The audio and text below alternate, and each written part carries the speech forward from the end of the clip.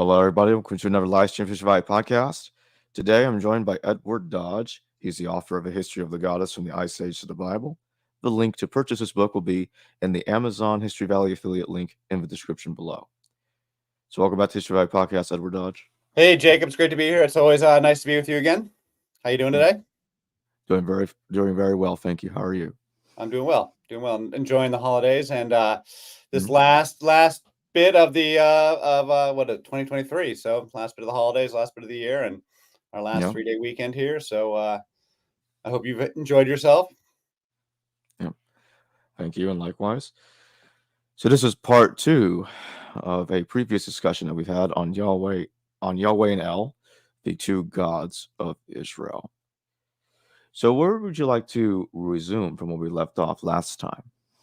I don't really have anything too prepared. One thing I'll be doing in the coming weeks and months is preparing sort of my master slide deck of all of my evidence. But I'm clearing out a bunch of decks on clearing the decks on all these other projects I got to get done, including some other writing. So but that's going to be coming. But we can really start anywhere you want. Really, just the idea that one thing I've noticed is that the Orthodox believers are quick to say, yes, they were doing idolatry in the first temple, but they're very loath to use the words, polytheism or paganism. They'll say henotheism, right? But anything to they don't want to cross that line to saying, no, they were full tilt monotheists. There was no law of Moses at the time of the Exodus. And then all that stuff comes later. They really want to hold on to that idea that they had monotheism in the first temple, which I really just don't think they were. I think they were on their way to monotheism, and these ideas were being developed slowly over a period of centuries in the first temple. But they don't get to complete monotheism when the first temple is destroyed at all. And they were still fundamentally Canaanites fighting within the Canaanite Pantheon about, stop worshiping this old god Baal and have those nasty practices and start worshiping this new god Yahweh with our reform practices, and that they're really having a culture war. I'll let you ask some questions, Jacob, if you got anything specific you want to dive into. Sure. Why do you think that they're so hesitant to use the term polytheistic and for that time period? Well, I think it's because they're defending Orthodox faith and Orthodox truth and Orthodox authority. Because at a certain point, this is what the Orthodox have been wrestling with ever since the Enlightenment kicked in a couple centuries ago, is that all these new, the Orthodox used to be the source of truth.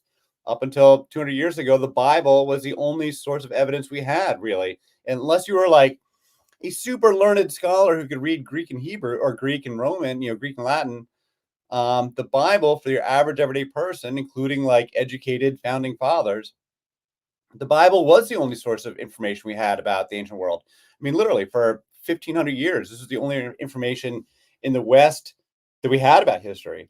And there was a lot of authority, cultural authority and political authority and temporal real world authority by people, by priests, by institutions that rests on the Bible being the source of truth and the Bible being the source of authority. And so people do not want to give up that authority. And that's why there's been, ever since the Enlightenment and, ever since, people really started picking away at these claims of truths, using science and evolution and Darwin and all this stuff for the last 200 years, going back to Galileo even. That's been picking away at the authority of the church, and it's been crumbling, right? And so, and it's picking up speed that they're losing authority. And so they don't want to give up on any claims that they have. And so the idea that the idea of the monotheists is that, sure, they'll accept that they were polytheistic in Egypt because the Bible says as much. But the idea is that Moses introduced the reforms at the time of the Exodus, and that they became monotheistic with the reforms of Moses, and that everybody that was after Moses that was not being monotheistic was breaking the law. I don't think there was a law of Moses. I think the law of Moses, such as it is that we read, was probably written, late in the first temple by the reformers who were inventing the law of Moses and reimagining Moses. Because I'll make the case in my book. I'm going to make the case very strongly that I don't know if there was a real Moses or not, but the Moses we have is not Gen 1 Moses. It's at least Gen 2, if not Gen 10. The Moses we have is recapitulated over the earlier versions of Moses, and that it's very clear within the story that they changed the laws of Moses. Moses has a snake and then makes the bronze snake, and then they smash the bronze snake. That's the Nehushtan. That's the most obvious one, but there's others too that I'll go into. So I think that the reformers are, and when I talk about the reformers, I'm talking about King Hezekiah and King Josiah late in the First Temple period that are historical people, at least Hezekiah is. And that we know these reforms actually happened because we've got archaeological evidence of the reforms at the Tel Arad Temple. So we know that there were reforms in the 700s and in the 600s BC.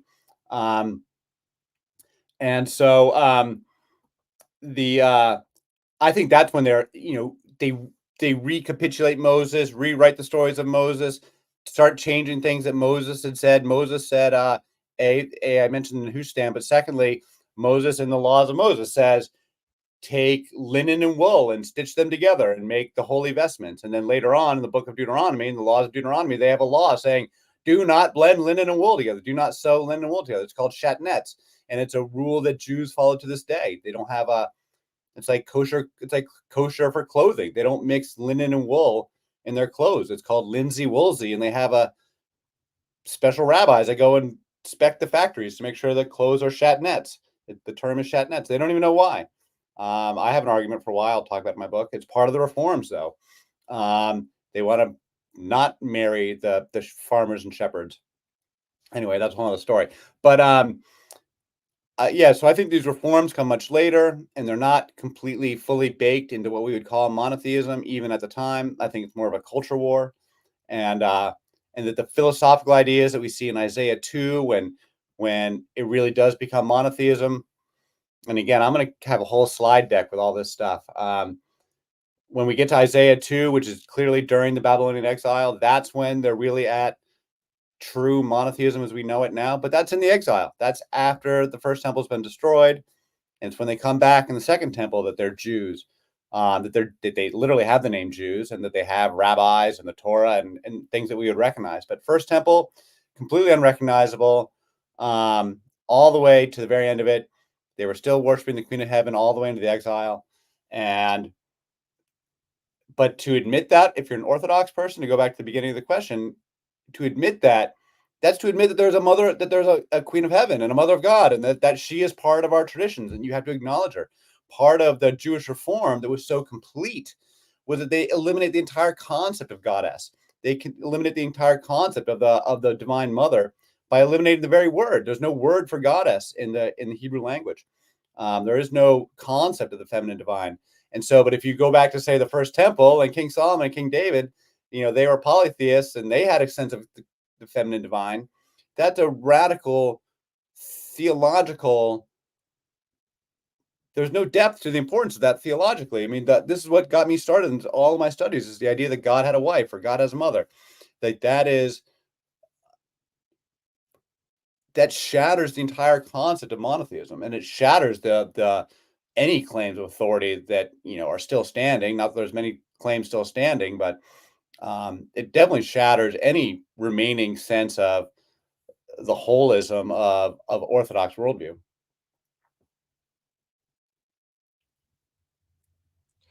So how do you think that they understood Moses before they created the Torah and attributed it to him? We could only speculate. I could only speculate. Part of my thesis, and I'll be making the case in my book, because I firmly believe that there was a real Exodus as a non-supernatural, just as there was a legitimate slave escape. And I'll make the case that the Minerpta Stelae. Now, this is not the scholarly consensus, but I think the Minerpta Stelae is the Exodus in 1209 BC. It's the Pharaoh's side of events. He's saying, I chased those guys out. You'll never hear from them again. Israel is laid waste. Their seed is no more. It's one line, right?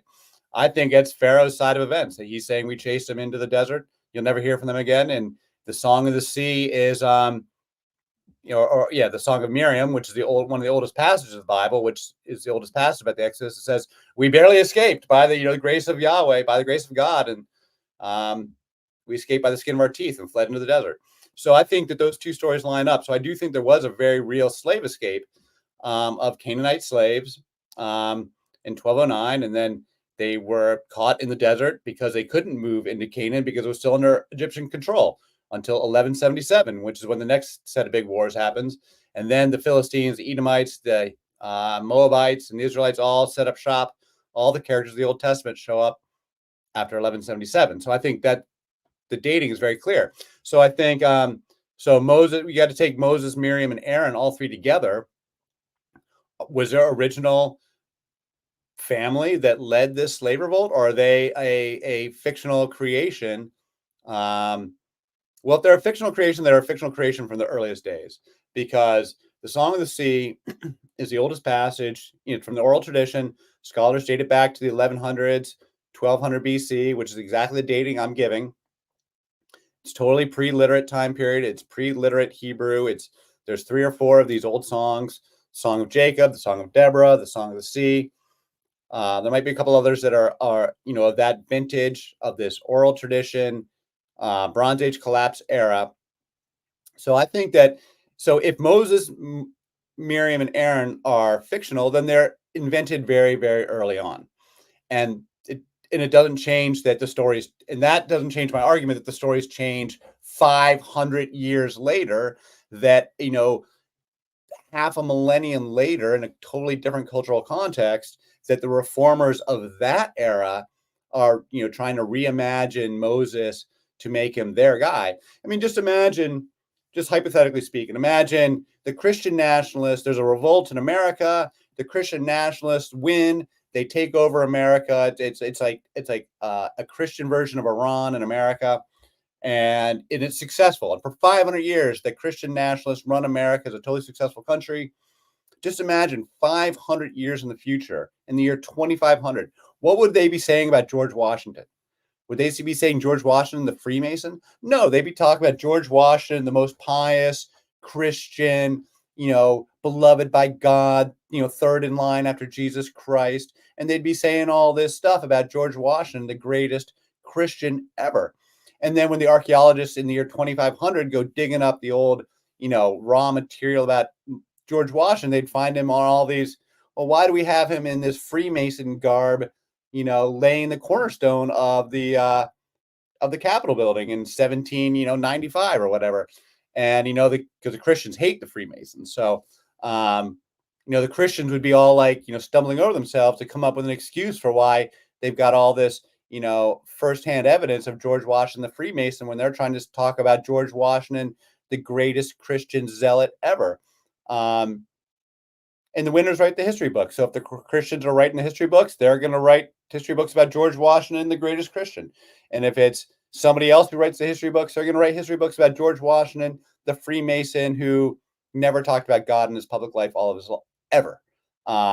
So, the winners write the history books.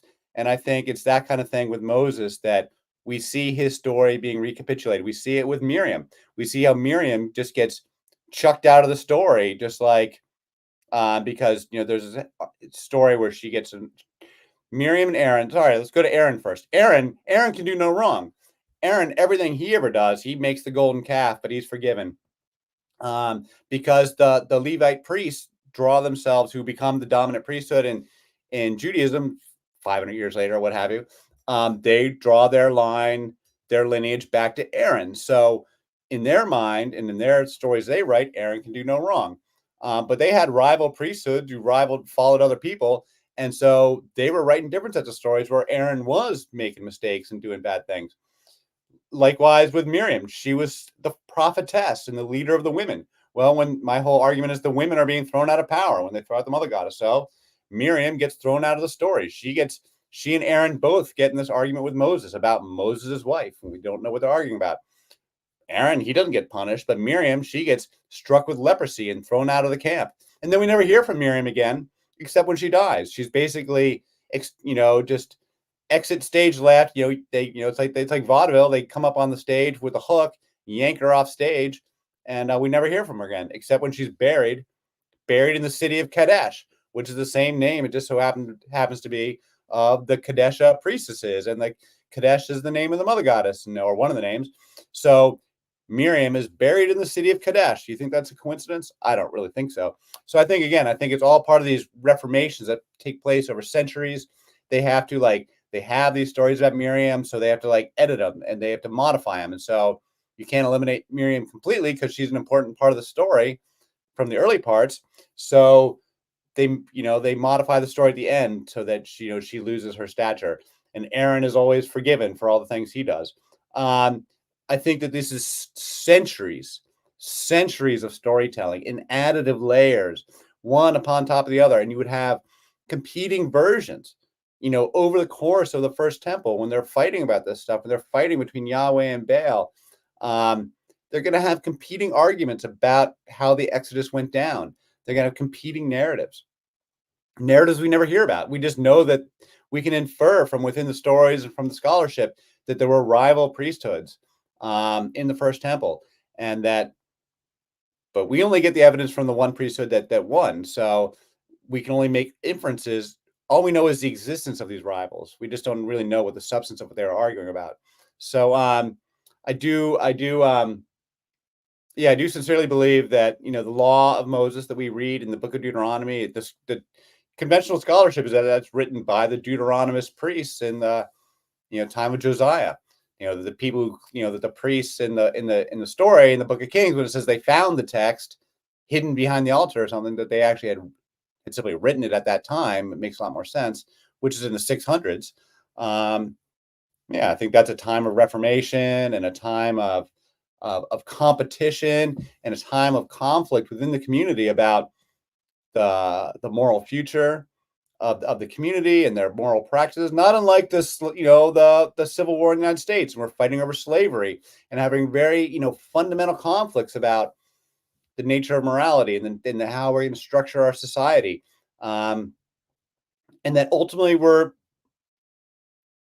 could only be resolved on the battlefield. And ultimately one side had to just simply defeat the other, or the history rolls on over enough time that certain ideas percolate to the top, and ideas that are old, they go away. I mean, I think we went into the axial age around the world around the year 500 BC in the mid first millennium, because all the old, sort of shamanistic, nature-based ideas had become inadequate for the time period, for the level of knowledge that people had at that time.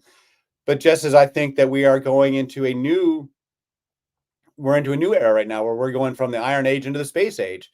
So the axial age religions all come out of the Iron Age, material time period, and we'd been in the Iron Age from, 1,000 BC for 3,000 years, from 1,000 BC until now, until 2080, when now we're in the Space Age. So now our old axial age religions are falling apart, and those ideas don't make sense anymore. But we don't have a new, cohesive, comprehensive worldview that makes a lick of sense going forward. It's just confusion and chaos right now. I think there's a big reformation coming out of the Bronze Age collapse and into the Iron Age, and they fight about this stuff, and that I have no idea if there's actually historical Moses or if he's a composite character, but I'm 100% certain that Moses, Miriam, and Aaron go back to the first generation of the stories, and that then the stories are changed at least once, if not multiple times, over centuries, until we get to the final written version we get to today. Do you think as early as the end of the 13th century BC, when the Merneptah stela was created, do you think they were also at that time worshiping Yahweh and El in their pantheon, or do you think those two haven't arrived in their pantheon just yet? Oh, El and Baal are traditional gods of the Canaanites. So they've been. I've not done scholarship on the Hyksos to make this argument definitively, but I'm gonna just go with the flow and say that the Israelites are in fact descendants of the Hyksos, and because the dating all works. That the Hyksos, they conquered Egypt at the right time period for Joseph and those stories of the timeline to be taking place, and then they get a century later they get defeated and enslaved by the Egyptians, and then 400 years of Egyptian domination of Canaan is exactly the 400 years that the Israelites are said to have been enslaved in Egypt. So all the timing works perfectly for them to have been descendants of the Hyksos. And the Hyksos worship Baal and El. Baal was the king of the gods for the Hyksos, and El was the high god, the father of the gods. So those gods had always been around.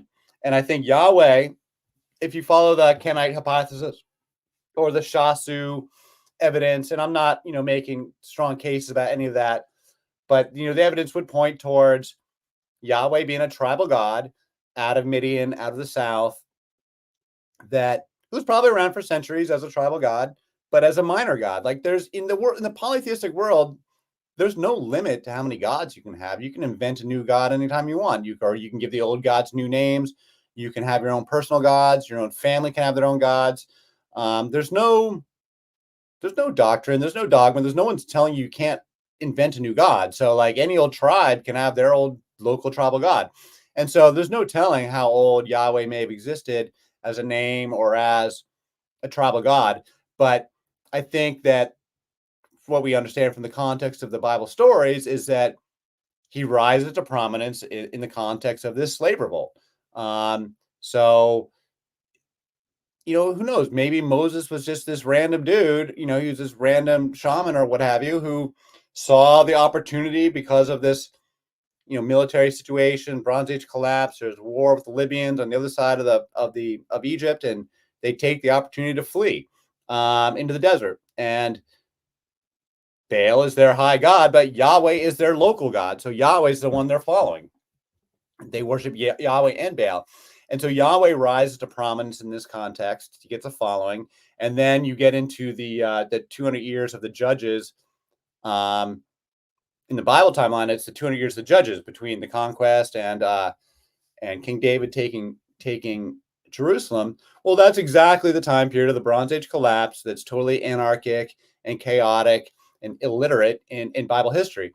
So, or in world history. So the I forget where we started the original question, but oh yeah. So I think that's El and Baal had been around forever, so to speak. Yahweh comes along as a new god, a young god, or a minor god, rises to prominence with the Exodus, and then in the context of all the fighting in the Bronze Age collapse and the time period of the judges, he's again continuing to build a following because the people following Yahweh are clearly succeeding. They're clearly winning on the battlefield. And then at some point it becomes a reform movement, like a hardcore patriarchal reform movement that wants to centralize power with the kings, wants to centralize power into the central Jerusalem temple. You cannot underestimate that part of the reforms under King Hezekiah and Josiah, was that they're shutting down the community altars. They're shutting down because paganism and polytheism was always a community-based thing. It was just like each local village had their own local altars that they built and they maintained, had their own local priests. There's no centrality to it. It's only after kingship arrives that the kings impose centrality on the religion and start shutting down the outside temples. And that's what the Yahweh movement becomes. And so this authoritarian, patriarchal, religious movement arises over the course of the First Temple after the introduction of kingship. So I'm very clear about this. All the reforms, my thesis is that all the reforms happen after the beginning of kingship. So that's after King David, after King Solomon, and then after King Solomon's son Rehoboam, who is by the biblical narrative bad. The reforms, even in piecemeal, begin after that with King Asa has the first ones, and that's in the 9th century. That's in the 800s BC, and that's when we get into the time period of King Ahab and Jezebel, who's a real person. These are all real people. Jehu, who's a Yahwist, murdering Jezebel in the mid 800s BC. Those are all real historical people.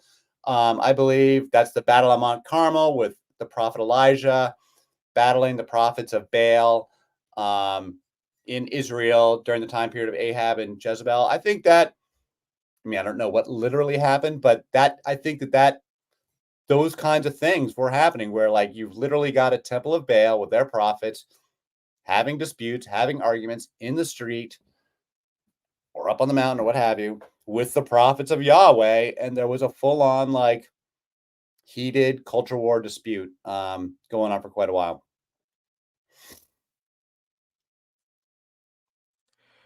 And when do you think that cultural dispute came to an end? I mean, never really came to an end altogether. But I mean, they were still fighting about it all the way through the destruction of the first temple, because we see it with Jeremiah. So Hezekiah does his reforms in the 700s. So Israel gets destroyed, 722. Let's put the time period here. Israel is destroyed. The northern kingdom of Israel is destroyed by the Assyrians in 722 BC. It had never been monotheistic. Even there was Yahwehs there, but they were Yahwehs who were doing pagan Yahwism. So King Jehu, who I just mentioned, he's a Yahwist. His name Jehu is a Yahweh. I'm not an etymologist, but that's a Yahweh name. And he's a historical figure. But the Bible is clear. He was not true monotheist. He still kept up the golden calves in the temple in the towns of Bethel and Dan. And those golden calves are the old pagan altars for El, because El is like the golden bull, the bull of heaven. These are all the cattle narratives are all this old. That represents the Father, the bull of heaven. So that was clearly happening. So Israel gets destroyed, 722. The refugees come down to Jerusalem, come down to Judah, the southern kingdom. King Hezekiah is a young man, like maybe even a child, and then he becomes king, and he is the first of the really great, according to the biblical writers, great reformers, who is true to Yahweh alone. And he does his reforms in like the early 700s. He's definitely a historical figure because he left all sorts of marks on Jerusalem. He built walls. He dug this incredible underground tunnel where they, like 700 meters long, where they dug underground, starting at two different ends and met in the middle for a waterway to run a creek into Jerusalem behind the walls. And tourists can walk through that tunnel today. And it's called Hezekiah's Tunnel. It's a very real thing. It's actually quite a remarkable engineering feat because no one really knows how they did it. It's like 710 BC. It's like a long time ago. He does his reforms, but his reforms are not popular. And so the Assyrians attack Jerusalem as well. This is all documented in Assyrian records. They lay waste to Judah. Hezekiah is penned up, as the Assyrians say, like a bird in a cage, where he's just stuck in behind the walls in Jerusalem. And Jerusalem apparently is a pretty tough town to crack, a pretty tough nut to crack, because I forget the Assyrian king's name, decides to take the bribe and leave, but Hezekiah is forced to give him all the money that he's got, all the gold from the temple, from the royal palaces, and all his wives and all of his daughters and concubines, gives him all the treasures of Jerusalem, gives given to the Assyrians, and they leave. And the Assyrians document this in their records, and it's documented in the Bible. They basically tell the same story. And so King Hezekiah goes on these reforms after that. I think that from the biblical writer's perspective, like this could have been the end of the entire Yahweh movement. If the Assyrians had busted down the walls of Jerusalem at that time and had killed Hezekiah and had sacked the temple of Jerusalem at that time, we would have no monotheism. There would have been a Bible. There never would have been Judaism, Christianity, Islam. It never would have survived had Hezekiah been killed at that time. But as it was like, this barest of one little flicker of a candle flame. If today's monotheism is this raging inferno all over the world, at that moment in time, it was just nothing but a candle flickering in the wind, lucky to not be blown out. So, but he does survive, and Yahwism does survive, and Hezekiah is seen as like this, this great hero, like this great, Messiah almost for the Jews at that time period. And so they think that they've really got it going on, that, that they're really blessed. He goes and does his reforms, starts centralizing religion, Very unpopular. And as soon as he dies, they put it back to the Asherah pole. So the Asherah pole is the mother goddess pole. They chop that down. That's one thing they like to talk about. But as soon as Hezekiah dies, the Asherah poles come back up. The community altars all come back up. The following king is King Manasseh. He has the longest, most successful reign in the whole history of Judah. He rules for like 45 years. The Assyrians talk about him. They've got favorable trade relations with Judah and Assyria. And he's a total pagan, 100% pagan. And then it's like his grandson or something is King Josiah, who's the second great reformer, and he's in the early 600s. And that's when the Deuteronomists are. That's when the prophet Jeremiah is alive. That's when they find the book of what becomes what they call the law of Moses, what becomes the book of Deuteronomy, all those laws. All that stuff is getting done. That's clearly a literate time period. They're talking about writing. They talk about having scrolls. We have written evidence from that time period. But Josiah's reforms are also unpopular. And as soon as Josiah dies, they also go directly back to the polytheism. And Josiah dies in like 605 BC, I want to say. And he's killed by the Egyptians. It's a whole story unto itself. The Egyptians now put in their own vassal king, who was one of Josiah's sons, I guess, install him as a vassal king, and he's polytheistic, and they remain polytheistic until the Babylonians, who defeat the Assyrians, and then they come and sack Jerusalem in 586, and the whole temple is destroyed in 586 BC, and they get sent into exile. And they're fighting with the prophet Jeremiah about worship of the Queen of Heaven in Jeremiah 44. There's a whole big argument. We've talked about it before, where the women are. Jeremiah blames the women for worshiping the Queen of Heaven, for bringing the destruction of Jerusalem. And the women say, hell no, it's not our fault. Everything was fine when we were worshiping the Queen of Heaven. And we're going to continue worshiping the Queen of Heaven and piss off Jeremiah. And he says, fine, do what you will. Again, I need the slide deck to give that one justice, but it's a great passage in Jeremiah 44. So clearly they were fighting about it all the way along. And then we know that they were still polytheistic deep into the Second Temple. At least some Jews were, because the Elephantine Island in Egypt, they have some of the exiles went to Egypt. Jeremiah did.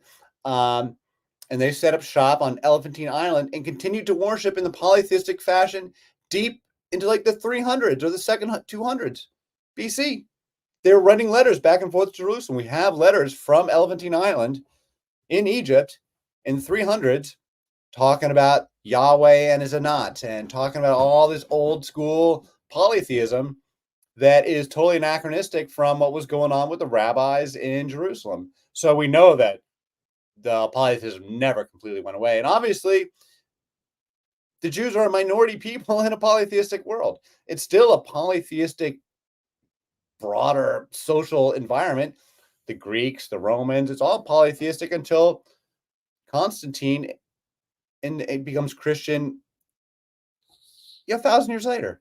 So yeah, it's polytheism is still the norm. The Jews are slowly but surely formulating, and they're not alone. There's a lot of Platonism, and there's a lot of philosophy that's moving towards this more high-minded, transcendental, monotheistic worldview, and getting away from these, sort of more rudimentary notions of these pagan gods. And so the whole world is becoming more intellectually sophisticated. So it's not just the Jews. They just happen to be more codified about it in writing the Bible. And also we have this written evidence because they wrote the Bible. But the move towards monotheism is a broader intellectual, philosophical movement taking place over centuries. The whole world, even in China, they move away from shamanism. So the whole world moves away from these older Neolithic and Bronze Age ideas and into the Iron Age ideas, the Axial Age ideas. It's not just the Jews, but they just happen to have given the most crystallized version of it. But polytheism never completely went away. There's still pagans today. There was pagans all the way through European history. There were pagan colonists in the 1600s in America. We don't hear about them much, but Read up on the Marymount colony in Massachusetts. There was pagans in the 1600s, wide open pagans in America in the 1600s. So it never went away. There's always been people worshiping Mother Nature and Mother Goddess. It's just been on the fringes for the last 1,500 years. What else do we know about Jews that were still holding to the polytheistic beliefs in the Second Temple period? And how did they deal with monotheistic Jews who believe that there is only one God in that period? Yeah, I honestly don't know. And I frankly don't think there's all that much evidence. And you probably know as much as I do on this, Jacob, because I don't really study Second Temple that much. And I would love to know more if there was. I don't think there's a whole lot of back and forth between rabbis. I think we just have these couple of letters that are totally anachronistic that kind of throw the scholars for a loop, but we don't have enough context to them. I don't know. How much do you know about the Elephantine Island stuff, Jacob? Are you asking me about the Elephantine Papyri? Yeah. I know some. Like I know that there's text about Anat Yahu, a consort of Yahweh, who doesn't appear to be understood as the same as Asherah in the Yahweh and in his Asherah inscription. Well, my whole argument And about that is that they have yeah, a fluid identity and you can swap them around as much as you want. But in the Canaanite pantheon, aren't Anat and Asherah regarded as two distinct goddesses? Typically, It's the same in the Hindus. Parvati, Durga, and Kali. It's the same triple goddess motif. Parvati, Durga, and Kali have their own stories. They have their own individual characters, but they're also clearly identified as manifestations of Parvati. And I think it's all the same. You see with the goddesses in general that their identities are always readily syncretized. Like they're swapped around all the time, much more than the male gods. You don't really see it with the male gods as much. Here and there, very specific cases of synchronization with male gods, but with the goddesses, it's like hot and heavy and like loose and sloppy. Like they're swapping identities around all over the place with goddesses. so in other words, they're the same, and sometimes they're not the same. It depends on the context. One goddess, infinite manifestations. So did they view Balu or Baal as being a different form of El then in certain circumstances? Because Anat is typically understood as Baal's consort. So I want to make this so that triple goddess is one thing. One thing I really want to get in on this is the co-regency idea. Father and son are both king of the gods. El is the grand. It's like the father and the grandfather. It's like, and it's the same thing with human kings. Like one guy would become king, and a king in the ancient world is like you literally have to lead the troops into battle and win battles. Like you have to win. You have to. If you're not man enough to lead the charge into the enemy, kill a bunch of guys, and survive yourself and lead the troops, like that's how you become king in the ancient world. And if you're not man enough to become the king, then the other guy who's man enough to do that is going to kill you and he's going to be the king. And that's just the way it works. But when you're like, you do that when you're age 20, 22, you become king, right? But when you're age 40 and you've already won all these battles and now your son is age 20, well, now you don't have to prove yourself anymore because you've already done it. And now your son is coming of age. So you make your son co-regent. We see a ton of this in the biblical scholarship. When you try to suss out the dates of the biblical kings, a lot of scholars think a lot of them are co-regencies, which is why the dating gets so sloppy. That the older guy, he's like, all right, my son has come of age. He can lead the troops in the battle, and I don't need to go risk my neck anymore. So they're both kings, and they rule as co-regents. And eventually the older guy is going to die off and the younger son is going to take over. And so you see this over and over. And I think this is being reflected in the gods. El is one universal high God above all the gods. Everybody recognizes that their king of the gods is a son of El. So if you're a Canaanite, Baal is your king of the gods, co-regent with El. But if you're over in Babylon, Marduk is your son of El, your king of the gods, who's also like a brother to Baal. Ashur up the road in Nineveh, he's a yet another brother. Zeus, although he comes along later, is the same thing. Kronos is El. The Greeks say explicitly, Kronos is El. So Zeus is yet another one of these brothers. It's a co-regency. Now, different eras and different cultures will present these stories differently. The older versions, El is a nice guy. Zeus and the Hellenistic Greeks, who are a later Reform era, they're they don't kill Kronos. Zeus defeats Kronos, but Kronos never went away in Greek mythology. He was still around. He was never defeated. He was never killed. There were still people who continued to worship Kronos all the way along. He just wasn't that prominent. And so I really want to hammer home this idea of Father and Son, same in Christianity. Jesus and the Father are both God. They're one and the same, even though they're two distinct characters. And I think that's the way it is with all these guys. I think El is the same high God we've got today. I think it's been the same guy for 50,000 years. We just keep having this running conversation about it.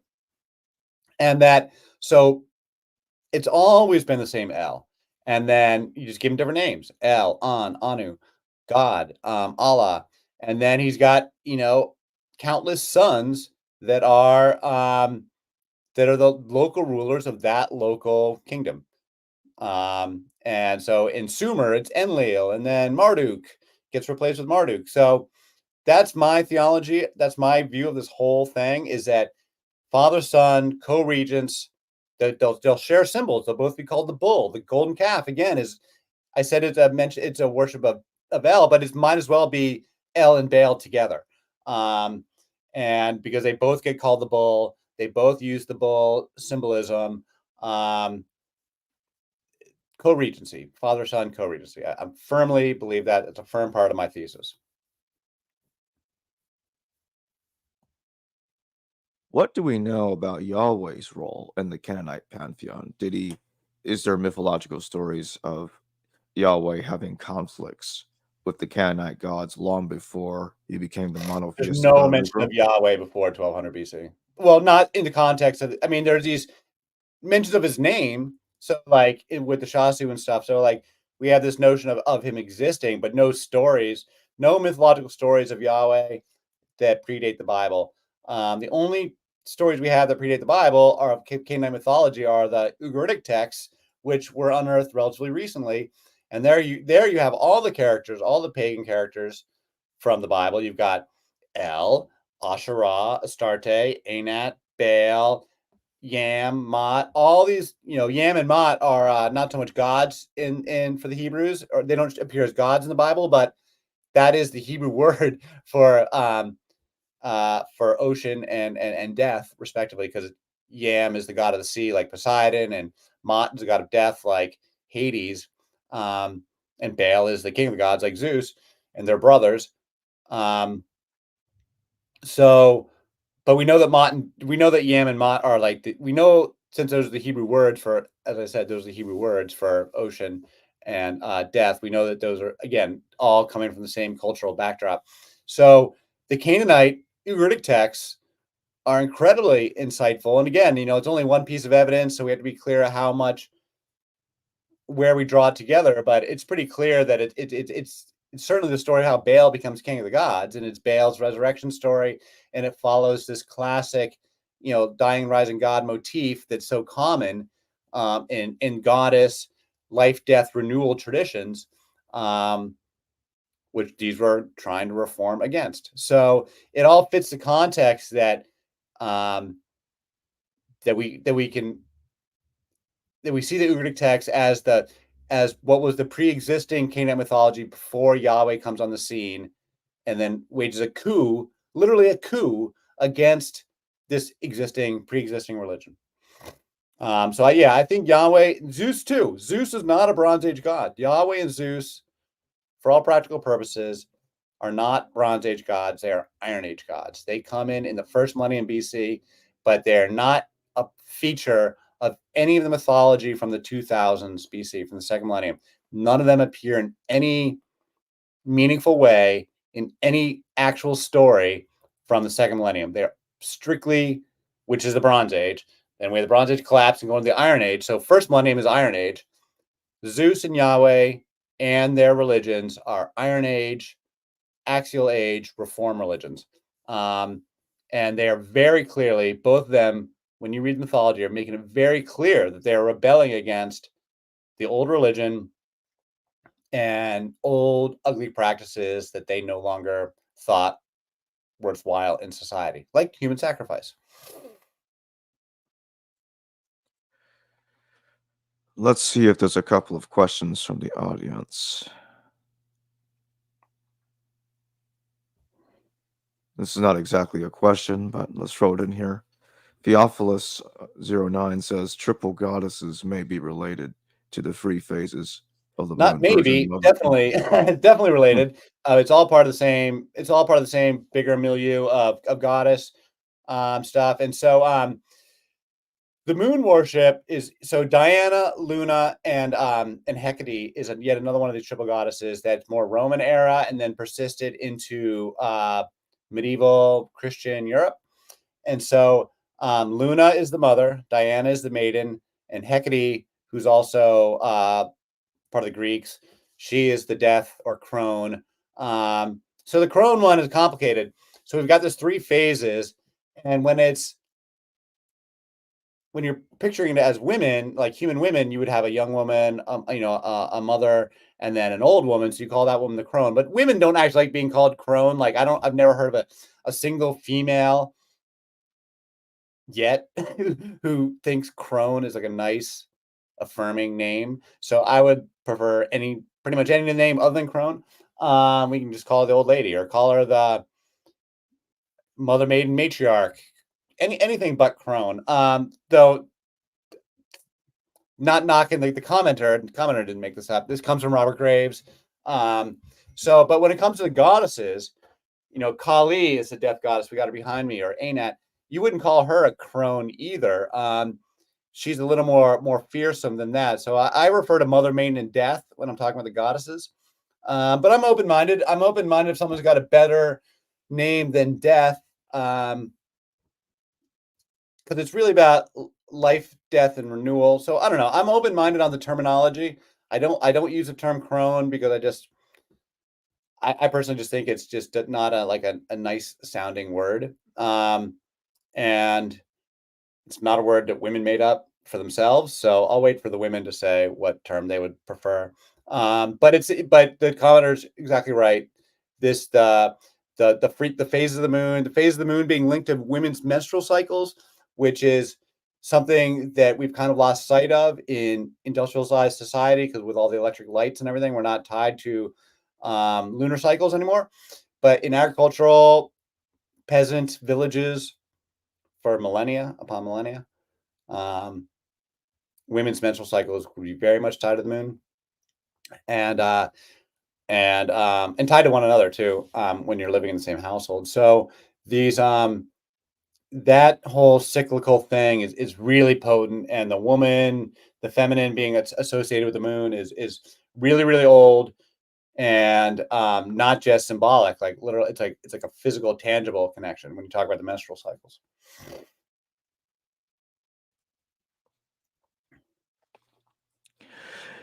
Could you expand on that, the physical, tangible connection you were just mentioning? Not a woman, so I'm not really here to speak on women's health issues. I just know I know a thing or two. I Actually, was talking I'm gonna about pass that whole question. I wasn't trying to ask about that specifically. I was trying to ask about that's it. You said, or you mentioned earlier about the Kadesh, Yeah, about Miriam in the Old Testament being buried in the city of Kadesh. in a, Yes. yeah. Can you expand on that a little bit? Yeah. So that was an amazing detail. I think there must be multiple cities of Kadesh. I'm not an expert on this, but the word Kadesh means holy, so it means the holy ones. And so there's a couple there's one. I know there's one in Syria, but it doesn't really make sense that Miriam would have been buried in the city of Kadesh in Syria. There must have been another city of Kadesh down where they were, and I think there is, but I'm not an expert on all this geography. But the word means holy, and so the Kadesha, the priestesses, and the Kadesh, the male, they're the holy ones. And so there were these. These are holy cities, and so these were known. There's a couple of them. I do believe, and I'd love to get another scholar who could detail this, but I do believe that these are like known temple sites and like pilgrimage sites in the ancient world. These are holy towns. And so, yeah, so Miriam it's in Exodus, I guess. Numbers, Exodus. I don't know. I'll have to pull up these. It's in my book. The whole story is detailed in my book. I've got a whole chapter on it, and it's but yeah, they have this dispute with Moses about his wife. It's not clear what the dispute's about, and it's not clear who his wife is. Because Moses is famously married to Zipporah. You know, that's a big part of the story in the early time of Moses, that when he first flees from Egypt before the Exodus, and then he goes to Midian and he meets Jethro and he marries Jethro's daughter, who's Zipporah. And Zipporah is a very important character, and she's the mother of his child. And so she's from Midian. Ethiopians say she's from Ethiopia, and she's a very important part of Zipporah is very important to Ethiopian traditions. But then later on, you know, there's a time gap, and we're in a much later part of the story, and it doesn't explain the context. It just says that Miriam and Aaron got into a dispute with Moses about his wife. And then, so they argue with Moses, and God strikes Miriam down with leprosy and sends her out of the camp. And then we don't hear from her again until it says she was buried. Miriam died. Again, another time gap. And it says Miriam died and she was buried in the city of Kadesh. But we don't know the nature of this dispute. We know that Aaron doesn't get punished. Aaron doesn't get punished at all. Only Miriam gets punished. And so in the Bible, A doesn't name the wife. The wife never speaks. We don't know what the dispute's about. But in some of the rabbinical literature, some of the midrash from like 2nd century, like really old stuff, talks about the dispute being that Moses had all of a sudden become, all right, let me back up. So the traditional explanation of this story, was that Miriam was mad about Moses marrying somebody from outside of her tribe, and that basically Miriam's being punished for being racist, effectively. That is the traditional argument. This is what the Ethiopians would say, was that in Coptic traditions, was that Miriam was simply being nasty to Moses' Ethiopian wife, because, like, you know, Miriam and Aaron had been in Egypt all the time. So Moses all of a sudden shows back up leading the Exodus, and he's got this new wife that Miriam didn't appreciate. And so that's the traditional explanation, is that Miriam gets punished for being nasty to Moses' wife and presumably a little bit racist. And so the moral message is, don't be racist, which is a fine moral message. I'm all for that moral interpretation of, you know, don't be racist and accept people from other tribes. Like, that's a fine interpretation, but I just don't think that's the actual story. There's Jewish midrash from the 2nd century that says that that explains the nature of the dispute, and says the nature of the dispute is that Moses had chosen to become celibate and had broken off sexual relations with Zipporah against Zipporah's wishes, and that Miriam was going in defense of Zipporah to say, hey, you know, what's up with this? You can't just all of a sudden do that to your wife without even, like, you know, what she's supposed to do, right? So, like, Miriam in this argument is righteously defending, or she's defending, as the leader of the women, she's defending the righteous Zipporah, and that Zipporah has been wronged by Moses all of a sudden becoming celibate. Now, this is Jewish midrash. This is rabbinical literature. And so that was the nature of the dispute. So in that case, that makes a lot more sense in the context of the religious forms I'm talking about, where they transition from, you know, goddess worship, which is like loaded with sex, to a more because, like, celibacy does become a thing in transcendental monotheism. Like, a lot of people embrace celibacy in Hinduism and Buddhism. Lots of people embrace celibacy as a way to you know, focus your energies and focus your spirits and not be distracted. There's nothing wrong with celibacy in and of itself. It's just a little unfair to your partner, you know, who didn't, you know, make the same decision. So, you know, celibacy is obviously a thing people do that has value from a meditative spiritual perspective, and I'm not trying to knock it. But in the context of a culture that celebrates sexuality, in a context of a culture where you've got priestesses that do sex and encourage sex, and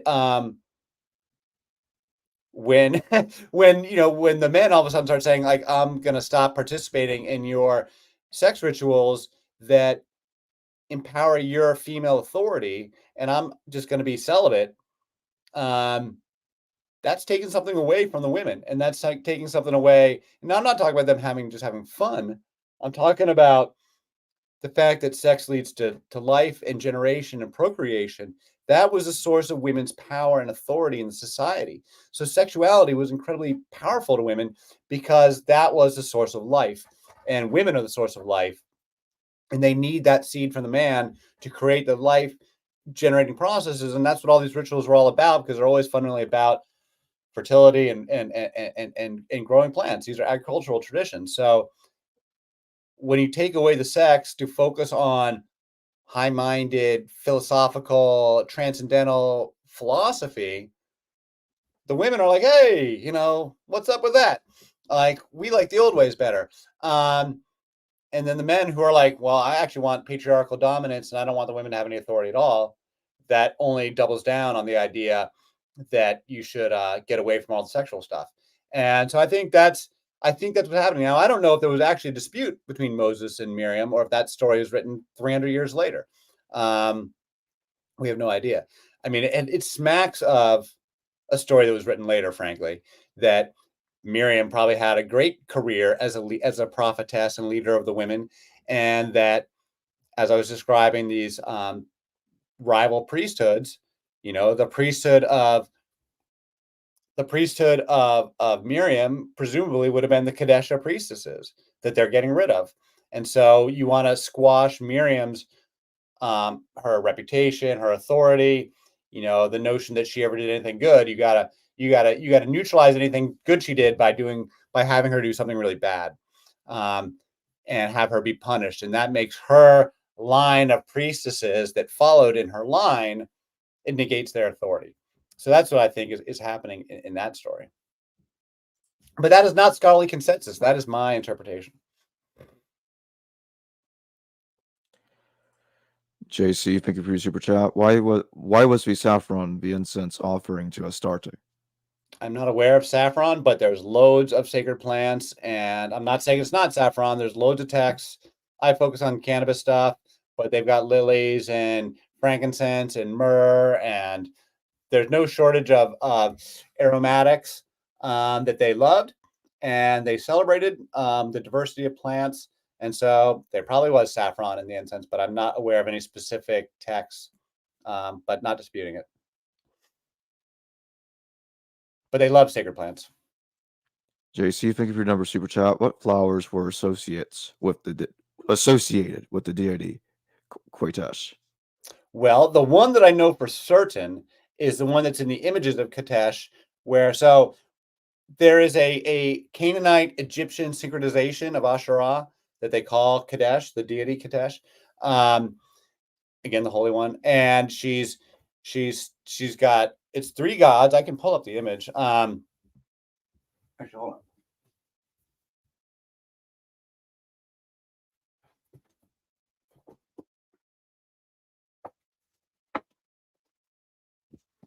Because this is my favorite image, and it's the one I'll be using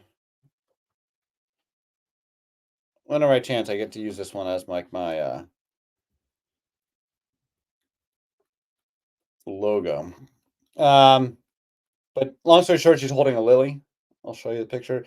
She's got a snake in one hand, a lily in the other. I believe it's lilies. And she's riding a lion. She's naked. She's got the hair of Hathor. This is how you know it's an Egyptian synchronization. It's one of the details. But secondly, she is, there's three gods there. And on her right is the Egyptian god Min, who's like a fertility god. And on her left is the Canaanite god Reshpesh, who's a kind of a death god. And so it's, again, another one of these life, death, renewal, except in an Egyptian form. So it's got males and females. Here it is. It's not the best picture of it. Let me see. Can you see that? I can see it, yeah. So anyway, there she is. She's standing there. She on her hair. See, that's Kadesh, and who the scholars say is the same as Asherah. Below her is inscriptions of Anat. That's one reason why they know it's the same, is because these are paired with inscriptions of Anat. To her right is the fertility god, and you can see why. Min on her right by the lilies of her right hand. And so that's, the sacred plants, and that is, fertility and rebirth. The lion is a symbol of her power and authority. Her hair is Hathor's hair, which is deeply symbolic in Egypt for being very, very, she's beautiful. Hathor is like the Aphrodite of Egypt. And so her beauty is legendary, and her hair was like symbolic of her beauty. And so that's Hathor's hair. And she's got like the headdress on top of that is like another Egyptian one with like the moon and the horn. I think Isis might even wear that.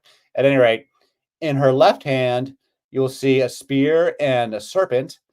And the god standing there, who's kind of caught up in the fold of the book, can't see him so well, is the Canaanite god, Reshpesh, who's, I was just saying, is the death god. He's kind of like a Canaanite. I don't know that much about him, but I've heard him described as like a Canaanite Apollo, except like a little bit dark.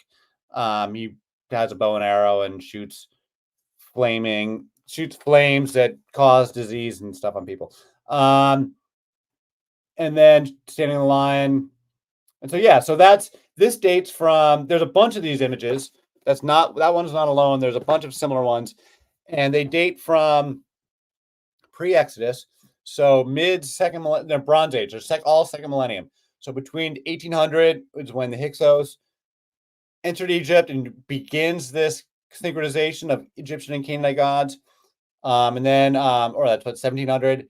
And then they ruled until 1600. Then from 1600 to 1200, the Egyptians are dominant again. It's in that time period that you see all this synchronization between Canaanite and Egyptian gods. And then, and specifically of Asherah, Astarte, and Anat being syncretized with Hathor, Bastet, and Sekhmet, who are the Egyptian version of the triple goddess. Again, rotating identities. Their names can be swapped around. Hathor is the mother, Bastet is the maiden, Sekhmet is the death goddess. She's like Kali. Except for Egyptians, they've all got animal heads. So she's got like she might have the head of a lion, Sekhmet, and she's the one who can destroy everything and destroy everybody. And when she is unleashed, she just like is devouring, entire populations, until there's all these stories about Sekhmet being the most powerful force in the universe. So the original question was about the plants, and one thing about ancient texts is that plant names are very, very difficult to decipher. At least in Mesopotamian it is, because they use all these crazy names like the flower of Inanna and the beloved of Marduk or whatever. They'll have all these names that we can't decipher what plants are talking about, and they're used in all these spells and recipes. And so we know that they took a great deal of attention to plants and that they knew a lot about plants, but we only know a fraction of what they knew because we can't really translate. I mean, I don't do any of the scholarship myself, but the scholars, plant names are notoriously difficult, long story short, to decipher. Certainly from Mesopotamian, but I believe it's true from Egyptian as well. Especially when you talk about like medicinal plants and like subtleties among different medicinal plants. Very, very challenging to decipher.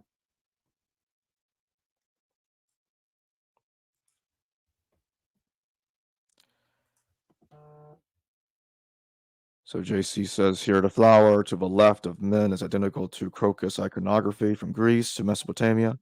The item next to the flower is the cone that Ani deities hold over the tree of life. Thank you for that information. And this is, he's reiterating a lot of what I say. Like, these symbols are very fluid. one thing, a lot of today's scholars are very, very reticent or very reluctant to draw connections. They call it parallelomania. And granted, there's been a ton of bad parallelomania over the years. So I understand why scholars are a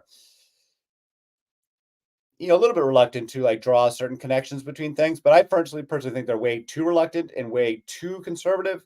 This current generation of scholars are way too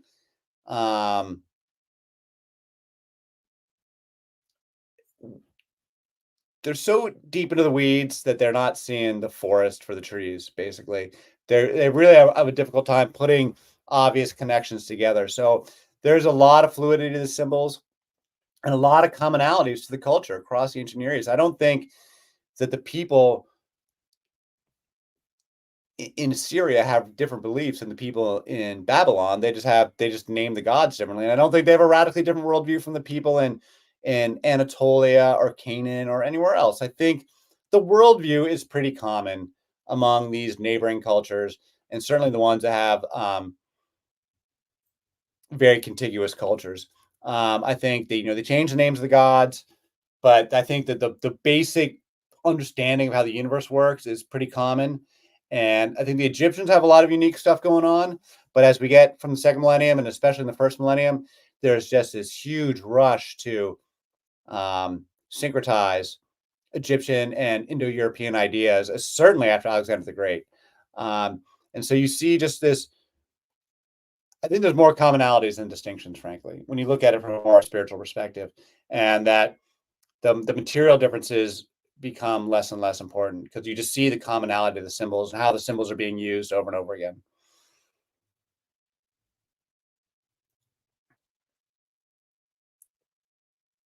Scott Kerr says, when Mr. Dodge says Zeus was not worshipped until the Iron Age, I wonder if that goes for most of the Greek pantheon. Yes, the entire Hellenistic pantheon is very explicitly Iron Age.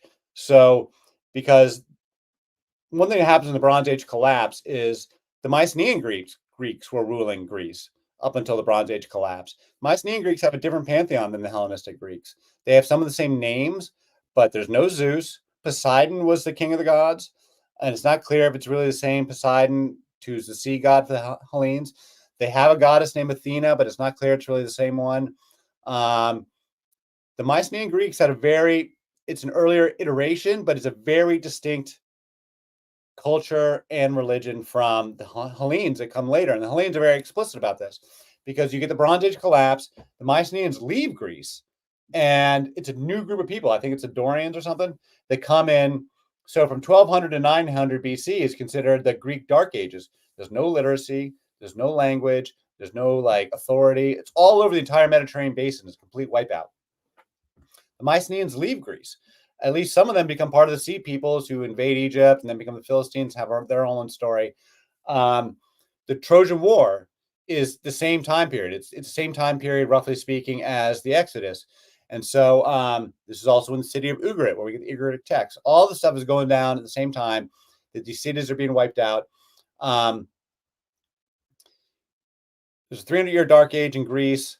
The Trojan War is supposedly about the Mycenaean Greeks, but the version we read is written by Homer, who's a Hellene, 500 years later, actually the story comes down through oral tradition. We don't know who Homer is, but by the time it gets written down in the 700s, it's been written down with Hellenistic gods in the place of Mycenaean stories. So you get this weird mix. There's these very, very weird details in the Iliad and the Odyssey that are reflective of older Mycenaean traditions, like the fact that kingship is passing through the women.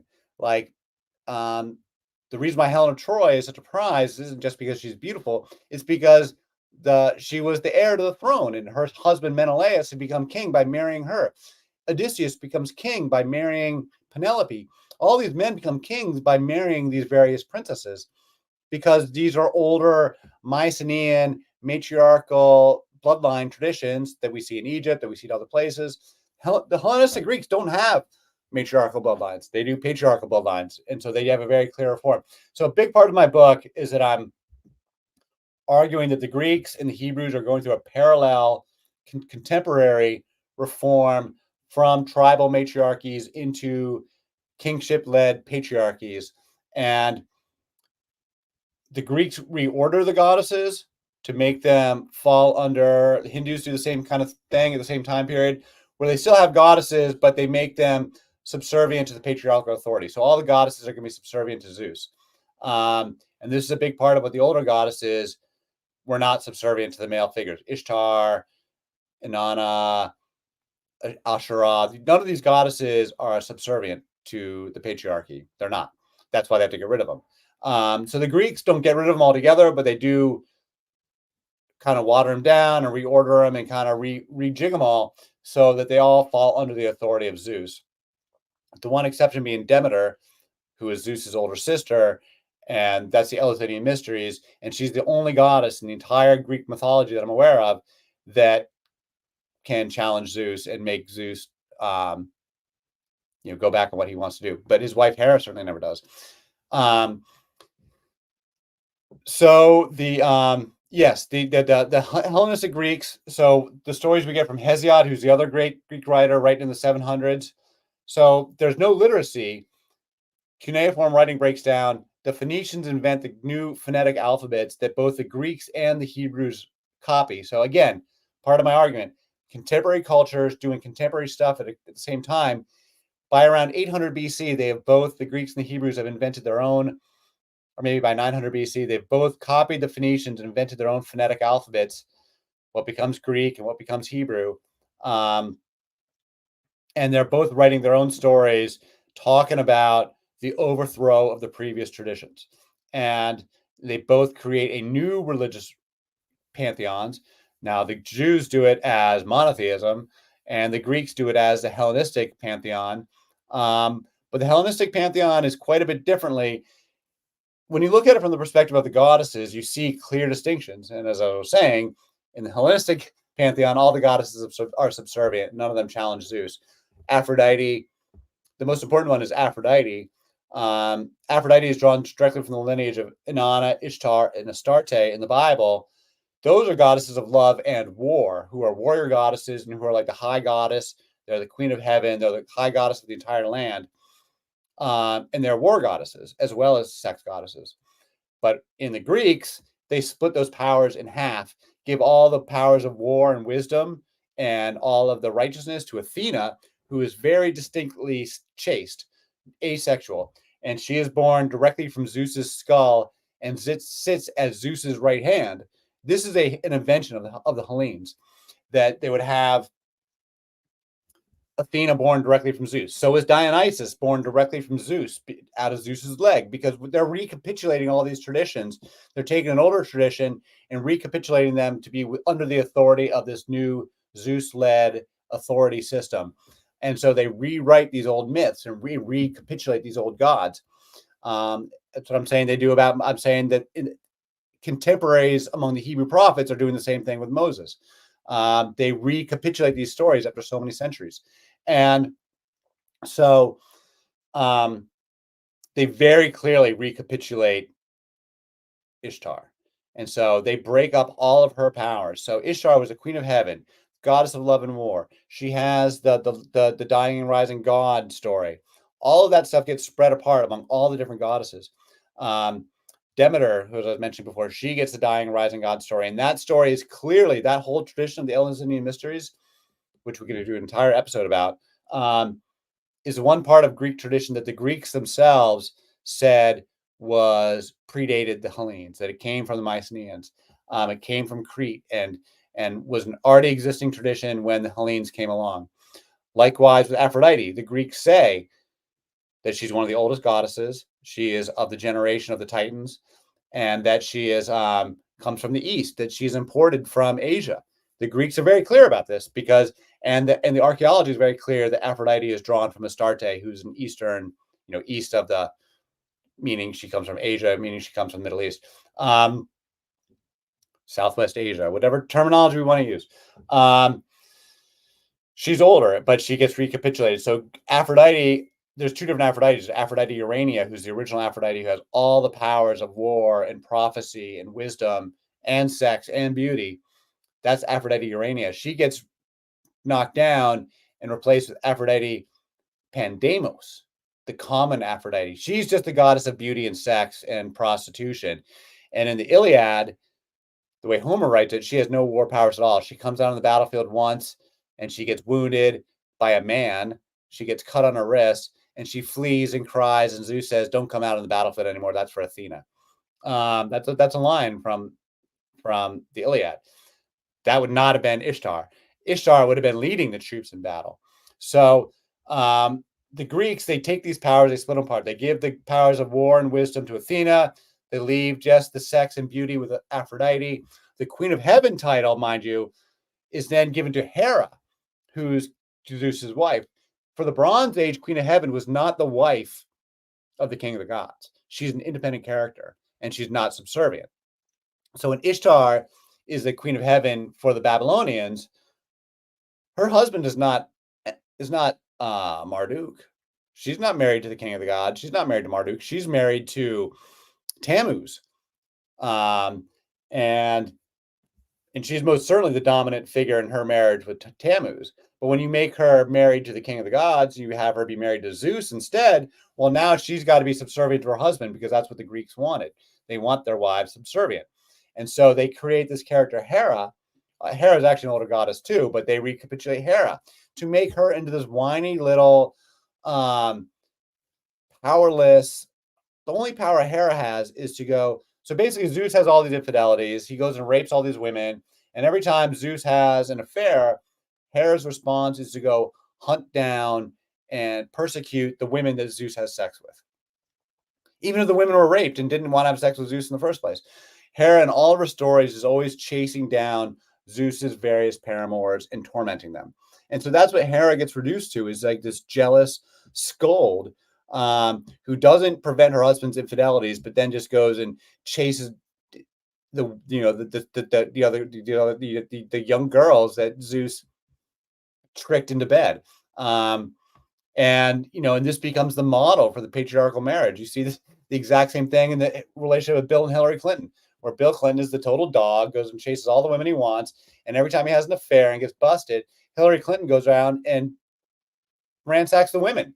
Ransacks Monica Lewinsky or Jennifer Flowers or anybody else. She never takes Bill to task in public. She takes the women to task. And that's how these marriages have been functioning ever since then. And so that's a recapitulation that's happening in the Greeks are actually quite proud of like their marital traditions. They make a big deal of how they invent marriage and how they invent, not that people weren't getting married in the past, but they just weren't getting married in these sort of monogamous, the woman is locked down, the man is not. The woman is expected to be completely virginal and monogamous, because they want to have patriarchy. If you want to have patriarchy, you got to control the women's sex lives. Otherwise, you don't know who the baby daddy is. The only way to have paternity is to completely control women's sex lives until you get the modern day of medicines. But, historically speaking, so that's why it becomes so important to control the women. And that's why it becomes so important to get rid of these goddesses that encourage women to be harlots, or encourage women to be independent, or encourage women to be non-subservient, or encourage women to be, warriors. You get rid of all these traditions if you want your women being subservient.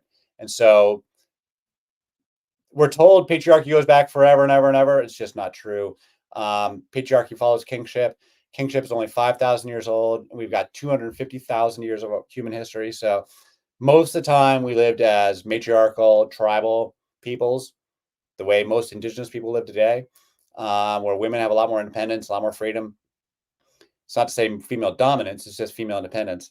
That independence gets taken away in the Iron Age.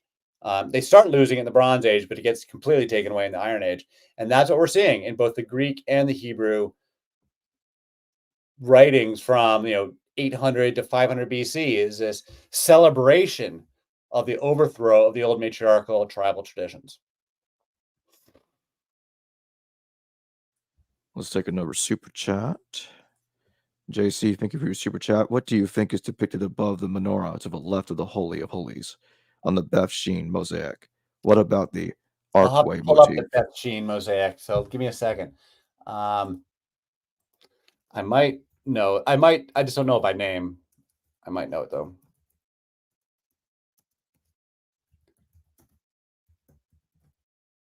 One thing I talk about, but I don't like make a big deal about, but I do make the argument that the menorah could be cannabis. I don't make a big deal about it. Let me see. I'm pulling up this mosaic now. And that's not it. Let's see. I'm not sure which image. All right. Maybe it's this one. Let me see if I can share this. Can I?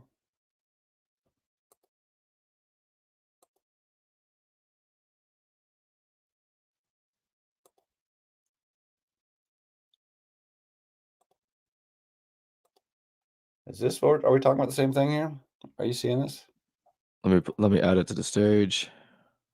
All right.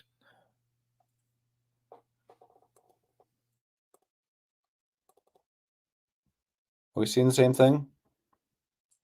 Yeah, I'm seeing the menorah. I see the menorah, and then there's some kind of plant. I'm not an expert on plants. But there is I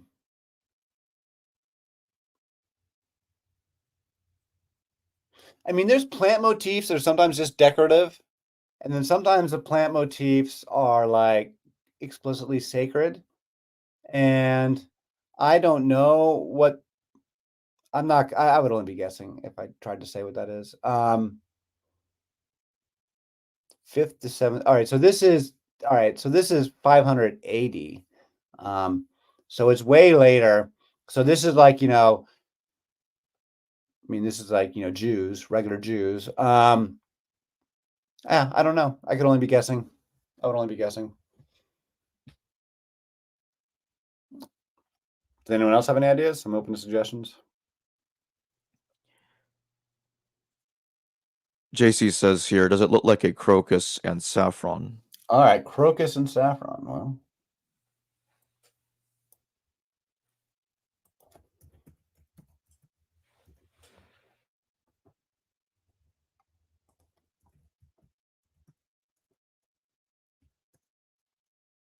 oh, yeah, maybe.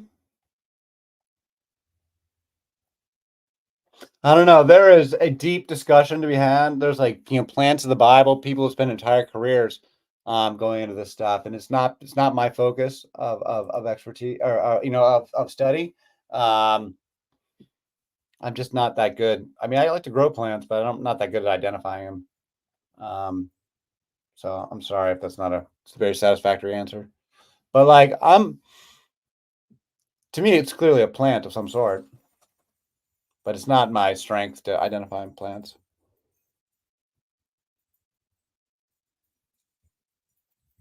Right, you want me to go ahead and just remove this? Yeah, you can take that off. Mm-hmm.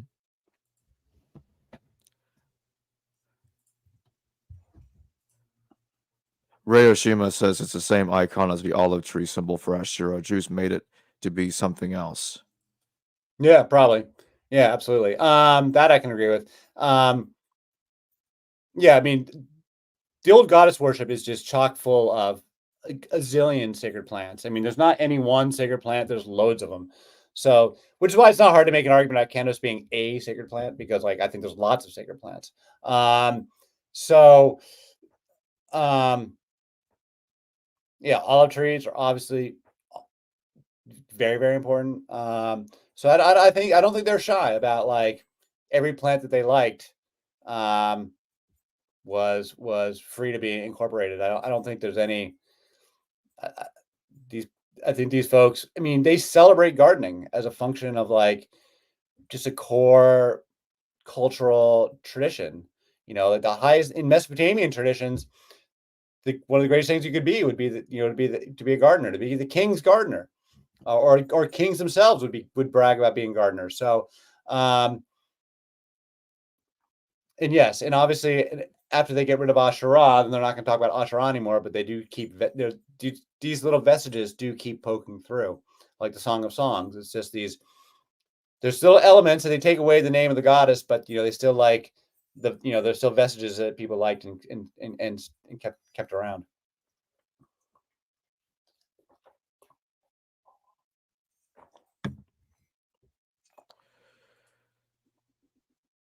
let's take a couple of more, then I think we can close.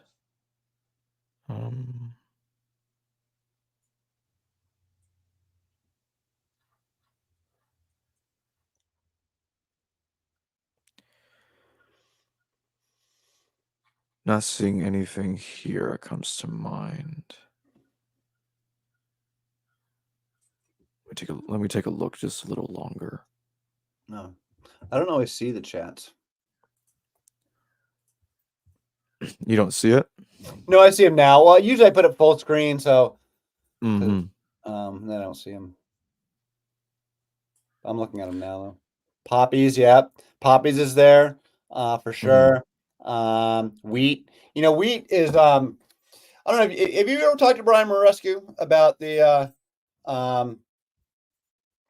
you know who I'm talking about, with his whole thing with psychedelics and the Eleusinian mysteries Yeah. and so he makes the point, and I think he's generally like on the right track, even if I don't agree with every single point he makes. The wheat, the whole argument about wheat and beer, and then also wheat and the fungus that grows on wheat that make LSD from, which is the name is ergot fungus. So the argument that the Rescue makes, I think, is quite compelling, and that one thing that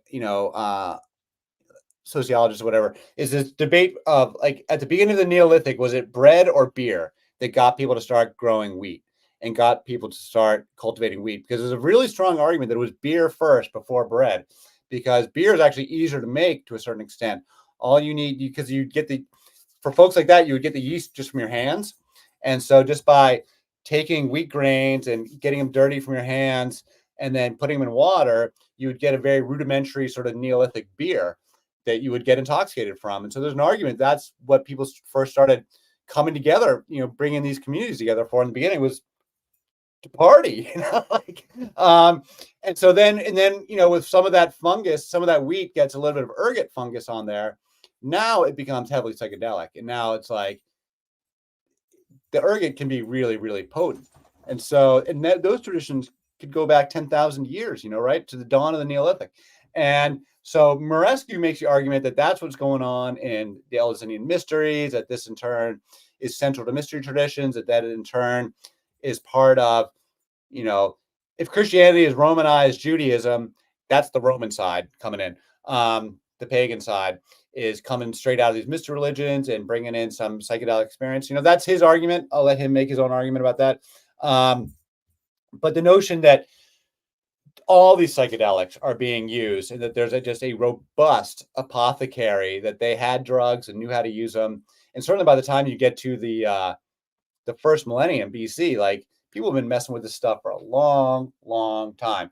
And so I think they had a full apothecary of all these drugs, and they weren't shy about using them. The term strong drink, the audience should know, when you see the word strong drink in the Bible or in any sacred text, that is drugs mixed with alcohol. Like, that's how they would serve drugs in wine and beer. They didn't have capsules, they would mix up a potion.